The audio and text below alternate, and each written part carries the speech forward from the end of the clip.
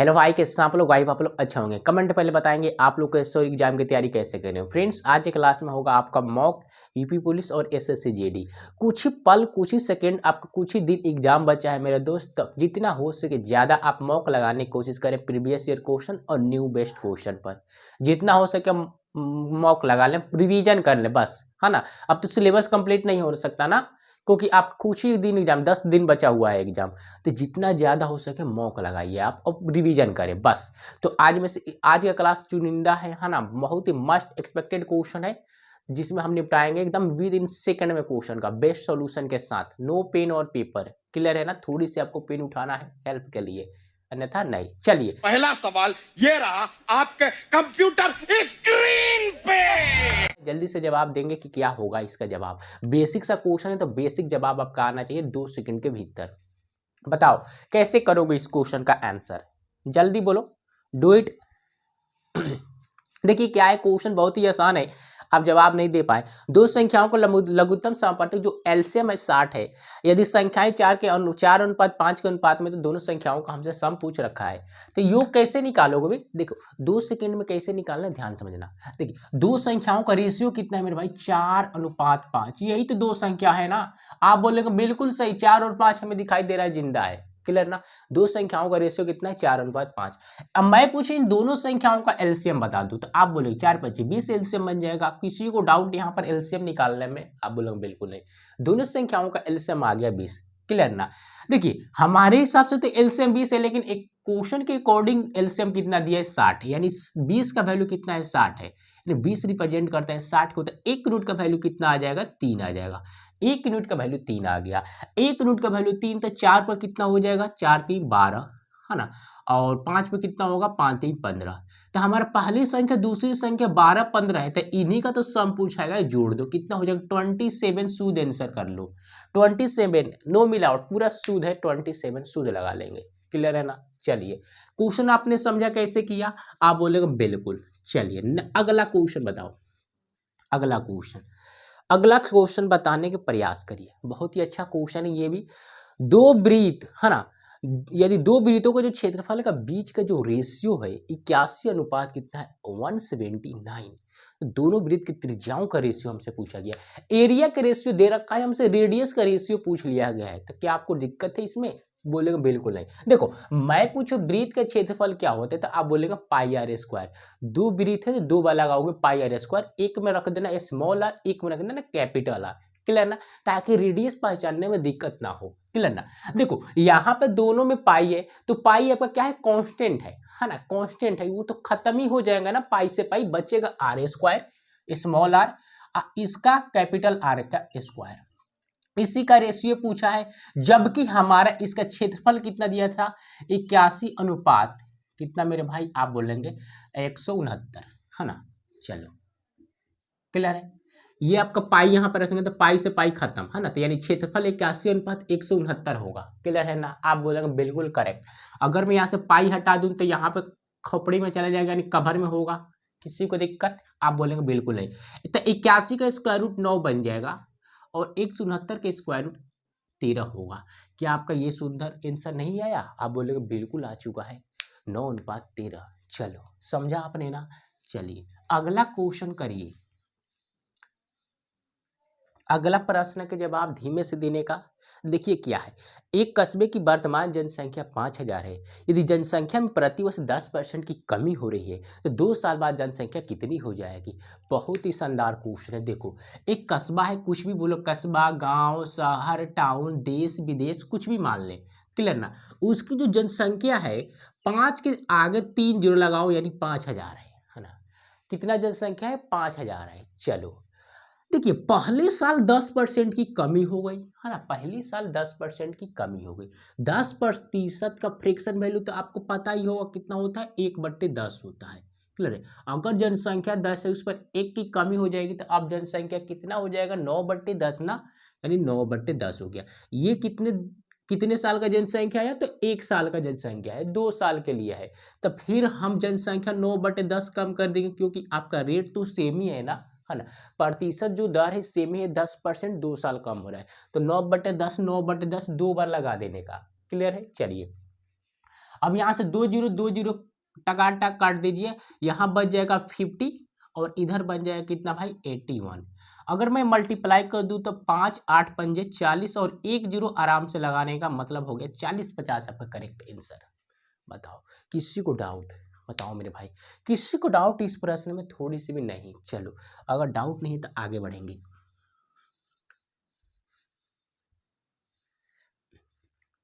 चलिए अगला क्वेश्चन आपके सामने स्क्रीन पर दे रखा है, जल्दी बताइए क्या है। नल ए एक टंकी को 50% भाग 4 घंटे में भर सकता है, नल बी समान टंकी को 12 घंटे में पूरी तरह से भर सकता है। दोनों नल को एक साथ खोल दिया जाए तो खाली टंकी को कितने समय में ये पूरा भर सकते हैं, है ना। दोनों को अगर मैं एक साथ खोल दूं तो कितने समय में ये भर देंगे। देखिए थोड़ी सी आपको एक्स्ट्रा दिमाग इसमें लगानी है, बहुत ही अच्छा क्वेश्चन है। देखिए कैसे करेंगे, ध्यान से समझना मेरे दोस्त। चलो देखना, दो नल है ए और बी, है ना, एक ए है तो दूसरा बी है, क्लियर ना। और जो नल बी है कंप्लीट भरने में, पूरा टंकी को ऊपर तक भरने में कितना समय लेता है 12 घंटा, सिर्फ 12 घंटा, है ना, 12 घंटे में कंप्लीटली भर देता है। और जो नल ए है ये आधा भाग 50 मतलब आधा भाग, है ना, नल टंकी का आधा भाग कितने घंटे में भरेगा 4 घंटे में भरता है। तो पूरा भाग भरने में कितना समय लगेगा, पूरा टंकी को भरने में कितना समय लगेगा 8 घंटा ना। अगर आधा भरेगा 4 घंटे में, पूरा भर देगा 8 घंटे में। सिंपल सी बात है ना। तब मैं पूछूंगा टोटल काम बताओ कितना था, 24 हो जाएगा एलसीएम, 8 3 24 12 दूना का 24। ये क्या है 3 2 इफिशियंसी, 1 घंटे की कार्य करने की क्षमता, क्लियर ना। क्वेश्चन बोला गया है कि दोनों नल को एक साथ क्या किया जाता है, खोला जाए, है ना। दोनों को एक साथ खोलते हैं, ए और बी को एक साथ अगर खोले तो टंकी को कितना भरने में समय लगेगा। देखो अगर मैं पूछूं दोनों नल जो है एक साथ खोलते हैं तो 1 घंटे में कितना काम करेंगे, 3 और 2 5 घंटे, है ना, ओ सॉरी हाँ 5 यूनिट, है ना। अगर मैं पूछूं 1 घंटे में कितना काम कर देंगे तो 5 यूनिट काम करेंगे ना। अगर ये 1 घंटे में 3 यूनिट और बी जो है 1 घंटे में 2 यूनिट काम करता है, तो दोनों मिलकर 1 घंटे में 5 यूनिट काम करेंगे ना, क्लियर ना। हमको टोटल काम कितना कराना है 24, टोटल काम है 24। 1 घंटे की कार्य करने की क्षमता कितना है 5 है, डिवाइड कर दो तो कितना होगा 5 चौके 20, फिर 4 बचेगा, 4 से 4 बट्टे 5 आ जाएगा। ये किस में आएगा, घंटा में आएगा, क्लियर ना, आवर्स में। हमने यहाँ से टाइम निकाला, टाइम बराबर क्या होता है टोटल वर्क बट्टे में इफिशियंसी, क्लियर है ना। देखो तो 4 से 4 बट्टे 5 आवर्स आ गया, तो ये क्या है 4 आपका क्या हो जाएगा मेरे भाई 4 घंटा माने 4 आवर्स, और 4 बट्टे 5 का घंटे से मिनट में आओगे तो कितना होगा 48, क्लियर ना, 48 मिनट, यही आपका शुद्ध आंसर, क्लियर है ना। अगर मैं गुना में यहाँ 60 लगाऊंगा, 5 से काटूंगा 12, अब बच्चों के 48 मिनट आ जाएगा, क्लियर ना। तो घंटे से मिनट में तो चेंज कर ही सकते हो ना, क्या डाउट है। तो 4 घंटे 48 मिनट लगेगा अगर दोनों को एक साथ खोल दे तो। चलिए अच्छा से आपने क्वेश्चन समझा ना, चलिए नो डाउट। अगला प्रश्न का जवाब दो। नेक्स्ट प्रश्न कैसे करेंगे आप बताओ मेरे को जल्दी से।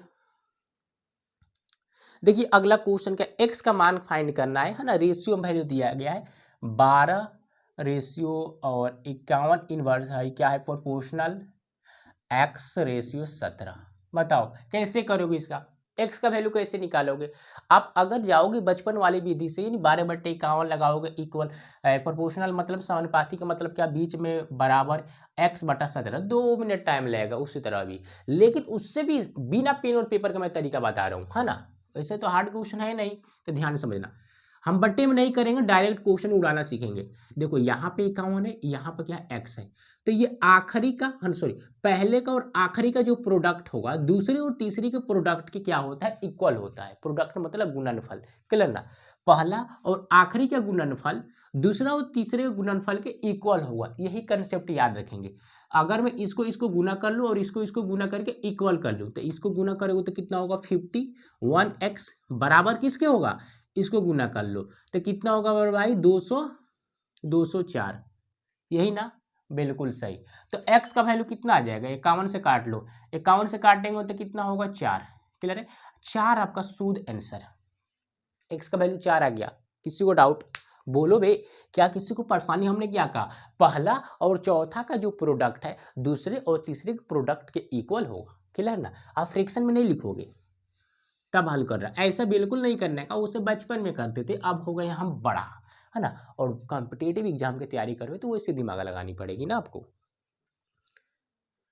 चलिए अगला क्वेश्चन का जवाब देने के प्रयास करिए। देखिए क्या है, गेहूं का जो मूल्य है 20% कमी कमी और एक गृहिणी को 1200 रुपये में 4 किलो जो गेहूं अधिक प्राप्त होता है ना, तो प्रति किलोग्राम घटा हुआ मूल्य क्या होगा, ये हमको बताना है। एक बात बताओ, एक थोड़ी सी मुझे बात बता दो, थोड़ी सी आपको बतानी है, क्या, ध्यान से समझना। घटा हुआ हमको प्राइस निकालना है।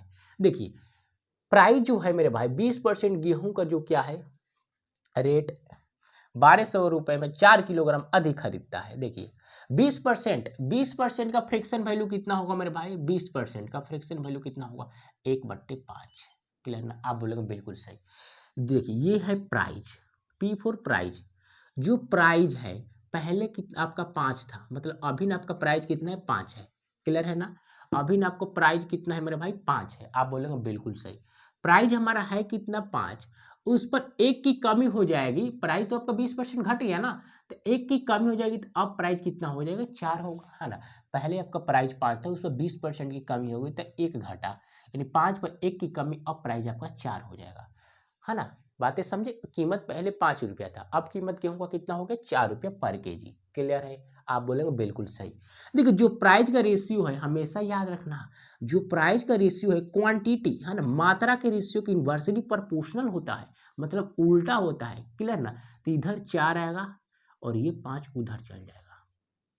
क्लियर है ना, आप बोलेंगे बिल्कुल सही। 5 किधर चल जाएगा मेरे भाई, इधर। बातें समझे, आप बोले करेक्ट। जो प्राइस का रेशियो होगा, क्लियर है, क्या हमने कहा, जो प्राइस का रेशियो होगा इन्वर्सली प्रोपोर्शनल किसके होगा मेरे भाई, क्वांटिटी के, या क्वांटिटी का रेशियो प्राइस की इन्वर्सली प्रोपोर्शनल होगा। बातें आपको क्लियर हुई, हाँ है ना, किसी को डाउट नहीं। क्लियर ना, ये रेशियो में होगा ना मेरे भाई, आप बोलेंगे बिल्कुल सही। ऐसे करने का, फार्मूला नहीं लगाने का। अब ध्यान से समझना। देखिए पहले अगर आपका प्राइस 5 था, मतलब प्राइस ज़्यादा थी, तो 4 ही केजी गेहूँ आएगा, है ना, 4 यूनिट गेहूँ आएगा। अब प्राइस घट गया, प्राइस घट गया यानी 4 होगा, तो अब ज़्यादा गेहूँ खरीद पाओगे ना। अगर प्राइस बढ़ेगा बढ़ेगा तो सामान क्या होगा, घट, सामान आपको कम मिलेगा। क्लियर है, ये तो लॉजिकली बात है ना। अगर प्राइस सस्ता हो जाए किसी चीज़ का, तो भर भर के सामान खरीद के लाओगे ना, है ना। क्लियर है ना। तो देखिए प्राइस हमारा क्या बढ़ा तो आपका क्वांटिटी घट गई, प्राइस हमारा घटा तो क्वांटिटी बढ़ गई। क्लियर है ना। चलिए अब देखो हमारा क्वांटिटी मेरे भाई कितना बढ़ गया, 1 यूनिट बढ़ गया, है ना। ऐसे बोल सकते हैं हमारा 1 यूनिट कम हो गया, या ऐसे बोले हमारा 1 यूनिट क्या हो गया, बढ़ गया। क्लियर है ना।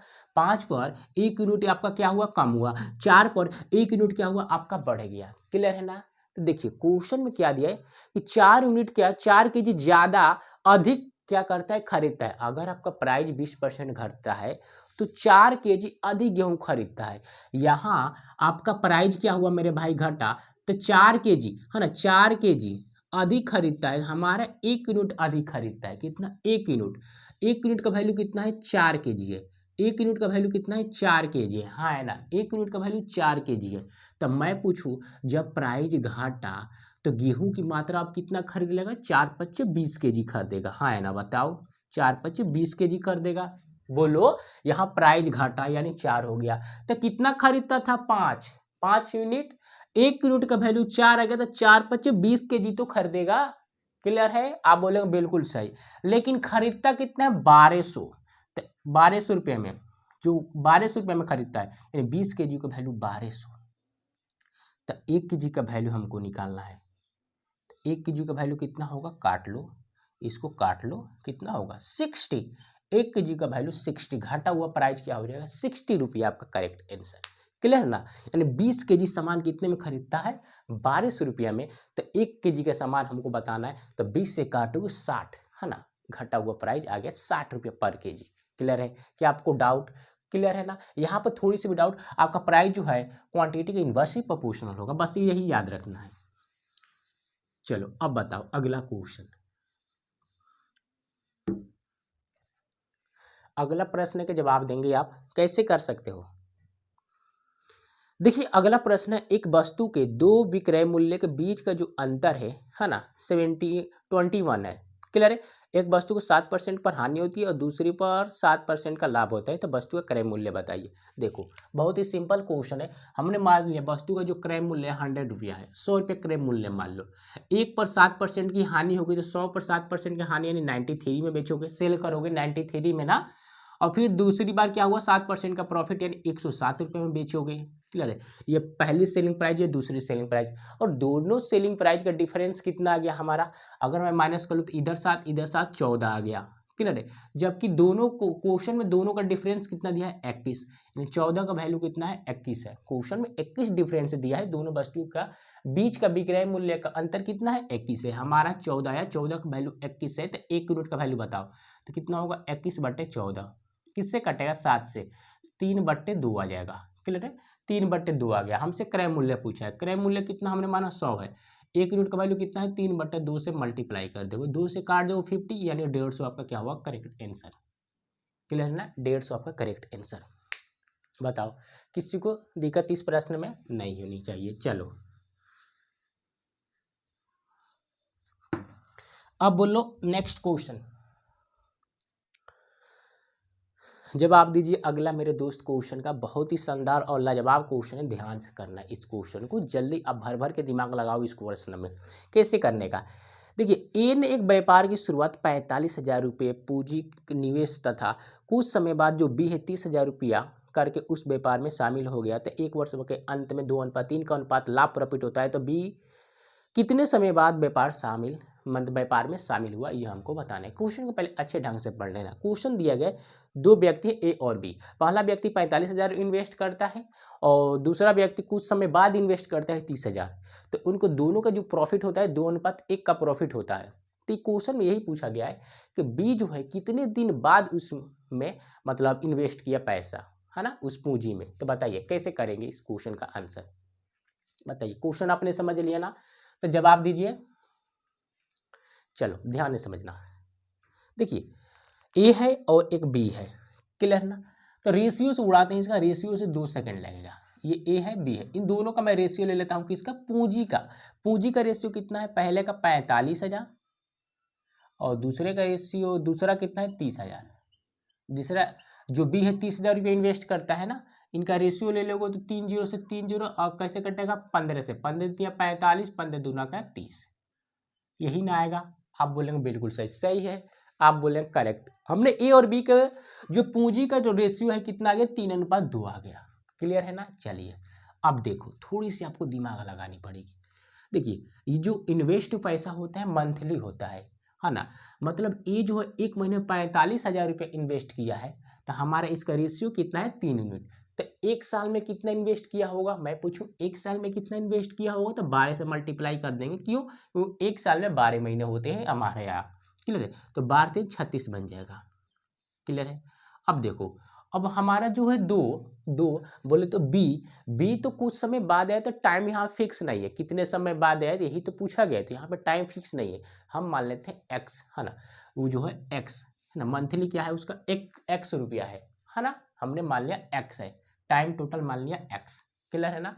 चलिए तो यहाँ पर कितना बन जाएगा 2x बनेगा, किसी को डाउट यहाँ पर थोड़ी सी भी, आप बोलेंगे बिल्कुल नहीं। चलिए अब देखो ये क्या है आपका इन्वेस्ट वाला पैसा, ये टाइम, ये इन्वेस्ट वाला पैसा, ये टाइम, तो इन्वेस्ट और टाइम का जो रेशियो होता है किसके बराबर होता है, प्रॉफिट के बराबर होता है, प्रॉफिट के, यानी प्रॉफिट के रेशियो के बराबर होता है। प्रॉफिट आपका 2:1 है, तो 2:1 लगा लोगे। हमने यहाँ क्या कहा, कंसेप्ट को ध्यान से समझना, जो आपका इन्वेस्ट वाला पैसा है और टाइम है ना, इन्वेस्ट और टाइम का जो रेशियो जो है किसके बराबर होता है, प्रॉफिट के बराबर होता है, क्लियर है। ये आपका इन्वेस्ट और टाइम का रेशियो है ना, किसके हमने बराबर किया, प्रॉफिट के बराबर किया, ये प्रॉफिट का रेशियो है, क्लियर है ना। चलो नो डाउट ना। अब देखो, अब मैं यहाँ पे वही नियम लगाऊंगा जो क्वेश्चन नंबर 5 में किया था, इन दोनों का प्रोडक्ट किसके बराबर होना चाहिए, इसके, है ना, बताओ, तो गुना कर लो, यहाँ पे 4x और 36 यानी x का वैल्यू कितना आएगा 9 आ गया, एक लाइन में खत्म। अरे भाई 2 दूना का 4 है ना, और 4 से काटोगे ये तो कितनी बार में x का वैल्यू 9 आ जाएगा, क्लियर है ना। दोनों का प्रोडक्ट क्या होंगे, आपस में बराबर होगा ना, तो x का वैल्यू हमारा 9 आ गया। चलिए हमसे पूछा क्या गया है मेरे भाई, अब क्वेश्चन में आते हैं। पूछा क्या है मेरे भाई, बी कितने समय बाद शामिल हुआ, है ना। देखिए ये x का वैल्यू क्या है 9, यानी 9 मंथ तक ले क्या किया है मेरे भाई, बी ने क्या किया है, पैसा को इन्वेस्ट किया है 9 महीने तक, क्लियर है। टोटल टाइम आ गया x का, हमने कहा था टोटल टाइम माना हमने, तो x का वैल्यू कितना है 9, यानी जो बी है 9 मंथ तक ले क्या है पैसा इन्वेस्ट किया है। एक साल में 12 महीने होते हैं तो 9 माइनस कर लोगे 3 आपका, यानी 3 महीने बाद आया वो। क्लियर है, 3 आपका करेक्ट आंसर होगा।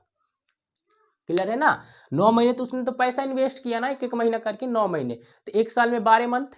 क्लियर है, 12 मंथ, तो 12 मंथ में से 9 मंथ घटा लो तो 3 महीने बाद ही तो आया होगा जो बचा हुआ टाइम। चलो अच्छी बात है, समझा आपने।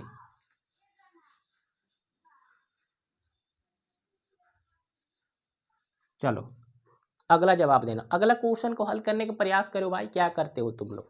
देखिए कैसे करें। एक मिश्रण में दूध और पानी का जो रेशियो 5:1 के अनुपात में 5 लीटर पानी मिलाने के बाद दूध और पानी का जो रेशियो 5:2 हो जाता है, तो मूल मिश्रण में दूध की मात्रा क्या होगी। जल्दी करेंगे आप, मिश्रण का क्वेश्चन है, एलिंग मिक्सचर वाला।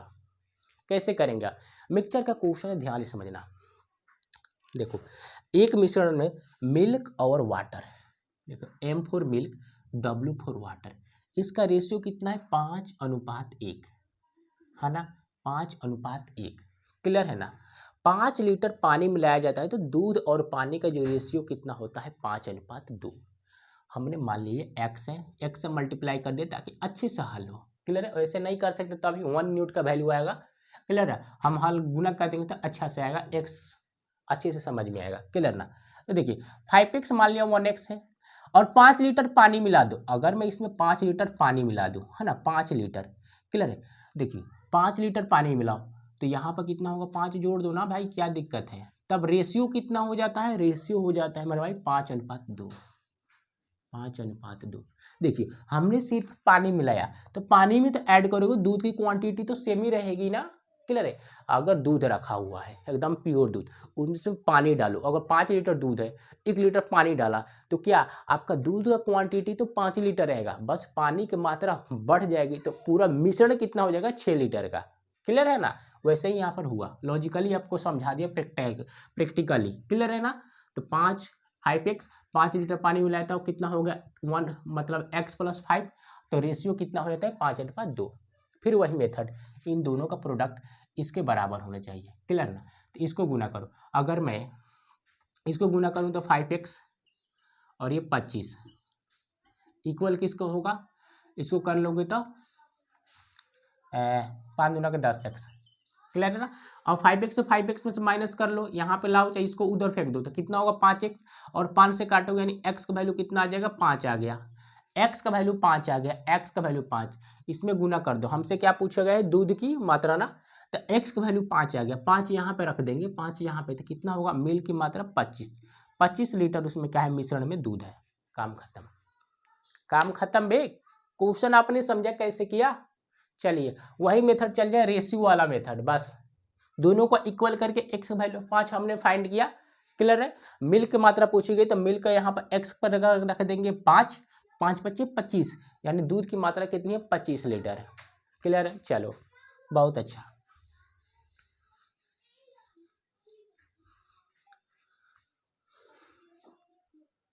बस तो क्वेश्चन आपका हाँ है, एक और है, ध्यान से समझना। एक कक्षा में 14 छात्रों का जो औसत है 22 है और 12 लड़के कक्षा में नए शामिल हो जाते हैं तो पूरी कक्षा के औसत 2% वृद्धि हो जाएगी, तो 12 और नए छात्रों का औसत बताना है। बहुत ही अच्छा, आप डेविएशन लगा लें या वेटेज एवरेज लगा लें, दोनों मेथड से कर सकते हैं। क्लियर है ना। तो ध्यान से समझना कैसे कर सकते हैं इसका, हम बताते हैं वेटेज एवरेज से। क्लियर है ना। एक कक्षा में 18 छात्र हैं, सिंपल विधि से मैं बताऊं तो बेसिक से जाते हैं। देखो एक कक्षा में 18 छात्र हैं, क्लियर है ना, और उनका औसत आयु कितना है 22 है। अगर मैं इनका सम पूछ लूँ, सम कितना हो जाएगा बताओ 22 है। अरे भाई सम बराबर क्या होता है, एवरेज गुने नंबर ऑफ प्रोडक्ट और नंबर ऑफ ऑब्जर्वेशन। क्लियर ना, क्लियर है, बातें समझे। टोटल छात्र 18, एवरेज अगर 22, तो मल्टीप्लाई कर लो ना, कितना होगा 18 दूना के 36 के 6 हारसिन 3, 18 दूना के 36 और 3 कितना होगा 36, सही ना, 18 दूना 36 और 3 हारसिन 3, 18 36 और 3 39, 396 हो जाएंगे। क्लियर है ना। आप बोलोगे बिल्कुल सही, यानी 18 छात्रों का 22 से एवरेज से आपका सम कितना आ गया 396, और 12 लड़के और शामिल हो गए, 12 लड़के और शामिल हो जाएंगे।